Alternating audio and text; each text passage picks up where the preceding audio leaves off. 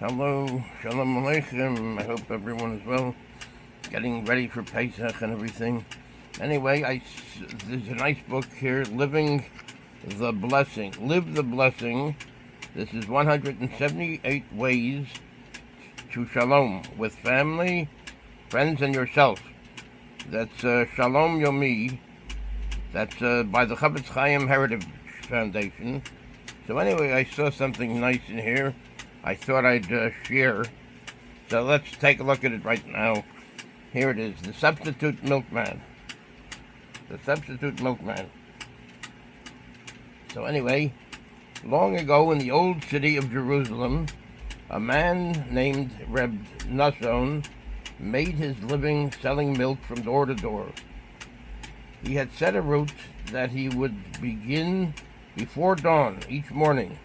With his horse and wagon, he would navigate the narrow alleyways, stopping at each customer's house and hauling the heavy milk containers to the door. The customers would pay him a few coins for the milk, and then he would be off to the next stop. This was Reb Nasson's routine every day, but Shabbos, in the scorching heat of summer and the driving rains of winter, he scraped together his meager living and was grateful for what he had. Naturally, he was not the only milkman in the old city. Several men had other routes and other customers. Each was careful not to infringe on someone else's territory. But thus there was very little opportunity to expand their businesses. One night, after several days of making deliveries in the cold winter rain, Reb Nasson began coughing. He coughed so hard that he could barely sleep. Nevertheless, he rose before dawn to make his rounds, for he could not afford to lose a day's business. By that night, he was burning with fever. Soon a doctor was summoned to the house. "It seems like pneumonia," he declared. "You need to get to the hospital." "I don't have time for the hospital," Reb Nasson replied. "Who will support my family if I don't do my rounds?" The doctor convinced Reb Nasson that his family would be in far worse straits if he failed to get the help he needed and ended up succumbing to his illness. Reluctantly, Reb Nasson admitted himself to the hospital.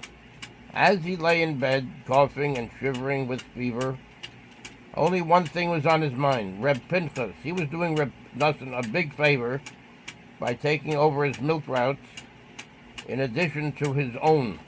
But what if the quote-unquote big favor resulted in Reb Nasson losing his route altogether? Who said Reb Pinchas would relinquish his new customers when Reb Nasson recovered? But there was nothing to do about it. People needed milk whether Reb Nasson could provide it or not. 2 weeks later, Reb Nasson was able to return home and continue recuperating there. The day he arrived, Reb Pinchas rushed straight to his home to visit him.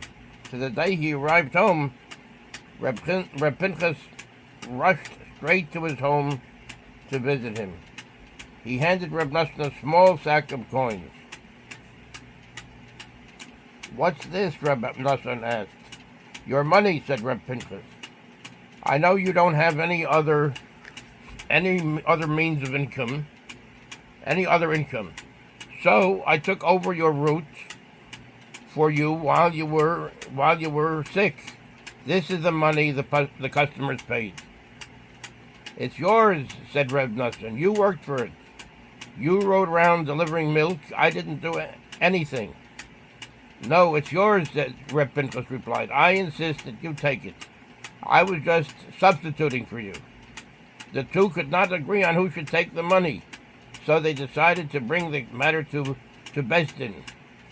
It was a machlokas that brought joy to Shemayim. It was a machlokas, it was an argument that brought joy to Shemayim, that brought joy to heaven. That each one was saying that the other one should take the money. So usually it's the other way around. Anyway, practicing peace. Here's a note to it. In business as in life, remember that what goes around comes around. Be among those who deal with others from a spirit of generosity and faith that Hashem has plenty for everyone, and you will find that others deal with you, and you will find that others deal with that way with you as well. That's very good, very good. So the wisdom, the higher road is always open. The higher road is always open. And then they have the interview, the business of peace, and an interview with Dayan Chaim Cohn, Beth Din Eitz Chaim. What role does a Beth Din play in resolving a business dispute? And it goes on from there. But anyway, this is very good. Live the blessing. Live the blessing by the Chofetz Chaim Heritage Foundation. So this is very good. Should be good reading. And Zayt Matzliach and Kol Tov and Chag Kosher V'Sameach. Take care.